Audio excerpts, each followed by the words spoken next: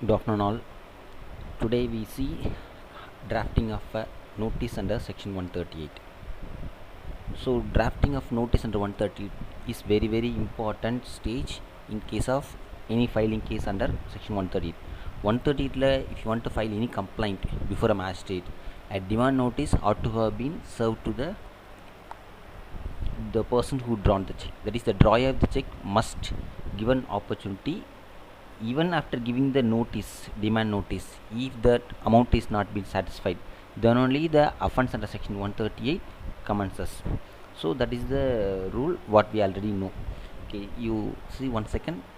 The point here is that is we have to that the person who is drawing check, okay, that check must be for an discharge of an debt. Okay, that is discharge of a debt in either in whole or in part or any other liability. In the explanation they had given that what is that debt or liability slip pathina, it's in explanation is given as legally enforceable liability alone has to be covered. This debt means legally enforceable liability. If you check, if you see the explanation under section 138, it says that debt means legally enforceable debt or other liability. That's what it's mentioned. So there must be a legally enforceable liability. That's the first condition which is required under 138. Okay, so number drafting la first we need to say that there is a legally enforceable liability. Second one, there is a check has been drawn for the such debt. அந்த டெட்டுக்காக cheque வந்து draw பண்ணப்பட்டிருக்கு. Okay, then that cheque has been returned as unpaid. So second கண்டிஷனாக அந்த cheque வந்து return ஆகிருக்கு unpaid ஆகி. So first one, legally enforceable liability is there for which a check has been drawn, the check has been returned unpaid. But இதில் reason என்னன்னு சொல்லி பார்த்தீங்கன்னா, it is insufficient. That is அக்கௌண்ட்டில் பொறுத்த வரைக்கும் there is money standing to the credit of the account is insufficient. Insufficient fund is the one of the reason. So நார்மலாக பார்த்தீங்கன்னா insufficient fund தான் one of the reason. But even then there are other situation where the check has been dishonored. அது எல்லாமே இதில் வராது. But insufficient fund, account closed போட்டது பார்த்தீங்கன்னா close ஆன ஒரு அக்கௌண்ட்டுக்கு ஒரு செக் இஷ்யூ பண்ணிக்கிறது, இட் அட்ராக்ட் 132 வரும். Even it also attract forgery. Okay, but நம்ம நார்மலாக சொல்ல போனால் அக்கௌண்ட் க்ளோஸ்டு கூட வி ஃபைல் 138 நம்ம ஃபைல் பண்ணலாம். ஏன்னா அக்கௌண்ட் க்ளோஸ் பண்ணால் அப்படின்னு அர்த்தம் there is no money stand at all. But any other reasons other than these things, okay, sometimes என்ன அப்படின்னாக்க சிக்னேச்சர் மிஸ்மேட்ச், ஒரிஜினல் சிக்னேச்சரோட ரெக்கார்டு இந்த பேங்க்கில் இருக்கிறதும் செக்கில் இருக்க சிக்னேச்சர் மிஸ்மேட்சாக இருக்கலாம், அல்லது டேட்டில் ஏதோ பிரச்சனை இருக்கலாம், அல்லது வேர்ட்ஸ் தெளிவாக இல்லை, அல்லது இந்த மாதிரி ஏதாவது சின்ன சேஞ்சஸ் இருக்குனாக்க இந்த மாதிரி விஷயங்களில் cheque discounted. So 138 will not attract. So 138 attract ஆகுனா ஃபஸ்ட்டு விஷயம், there must be legal enforced debt. For the debt a check has been drawn, that check has been returned unpaid due to the reason of insufficient fund or account close. இது மாதிரி இருந்துச்சுன்னா மட்டும் கிடையாது 138. Subsequently after the check has been returned, you see B, if you see the B paragraph where it says that the PR holder in due course of the check, as the case may be, makes a demand of payment of said money by giving notice. So here was the important provision of notice. So we have to make a notice, send a notice in writing. It should be in writing, not in a oral, to the drawer of check within 30 days of the receipt of information from the bank. பேங்க்ல இருந்து discount ஒரு ஆச்சுன்னு சொல்லிட்டு information என்னைக்கு வந்து holder in due கோர்ஸ்க்கு தெரிய வருதோ அதுக்குள்ளார 30 நாளைக்குள்ளார he must send a demand notice to the person who draw check.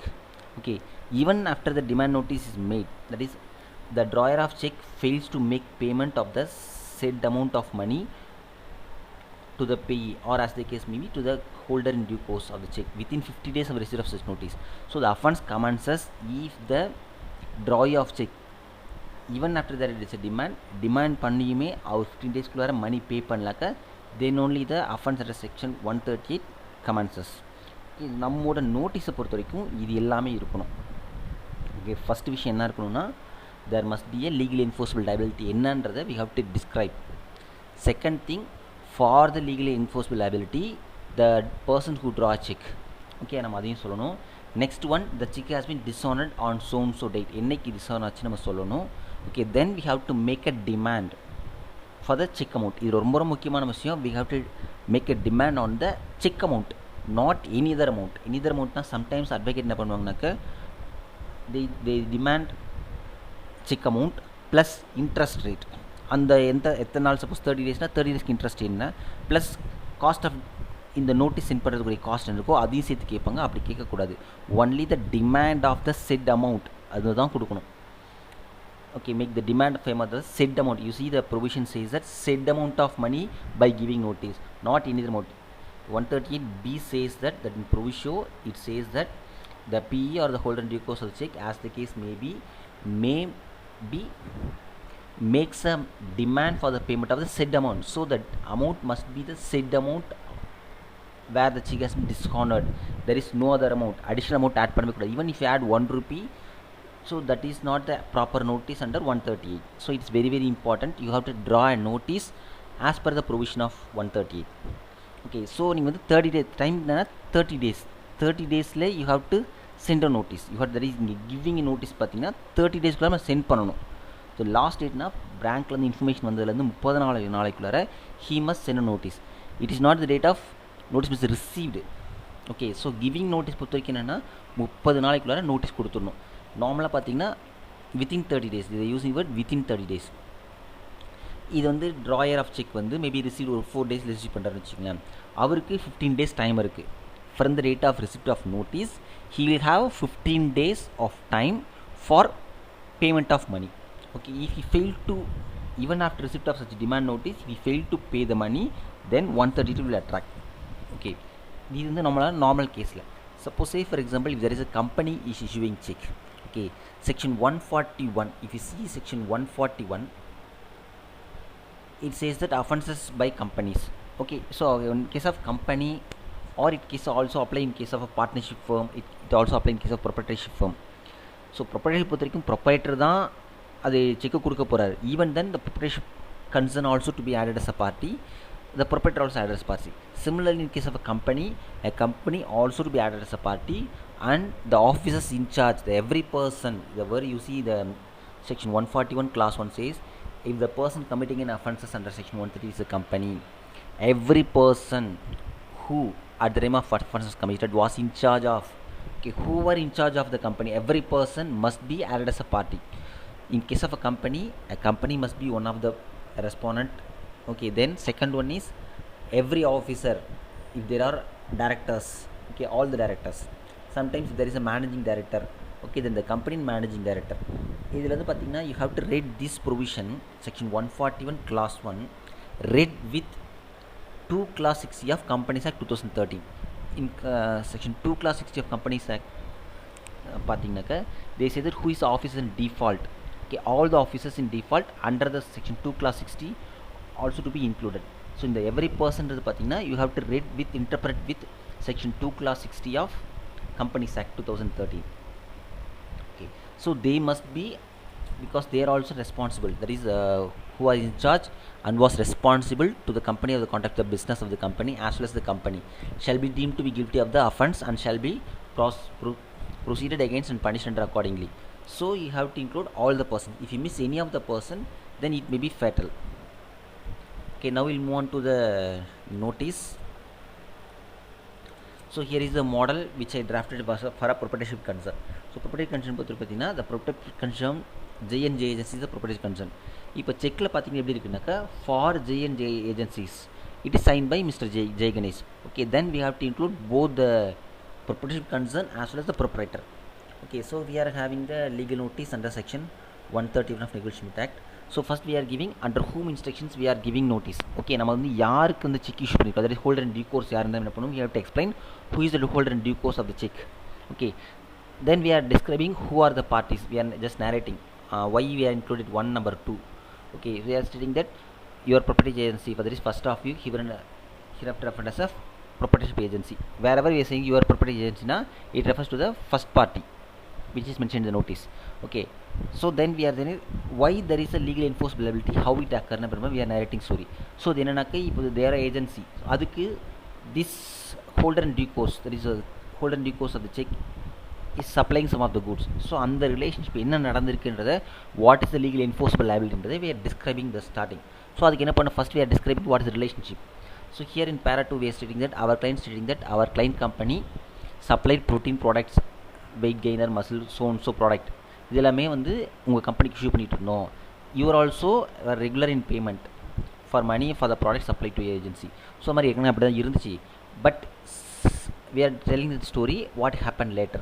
So thereafter the goodsலாம் சப்ளை பண்ணும்போது based on the request my client has been paid நம்ம சொல்லிடுறோம். next our client raised various invoice, several invoice, further supplied the product as per your property agency's request. அது மாதிரிலாம் கொடுத்துருக்கோம். further request some time for the payment of such goods purchased by your property agency from my client. அது மாதிரி டைம்லாம் கேட்டிருந்தீங்க.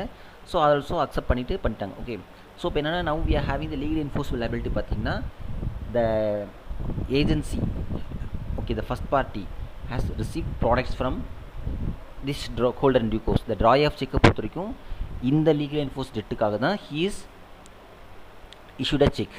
okay, so we are narrating from when until what time, what is the liability in the problem we are stating.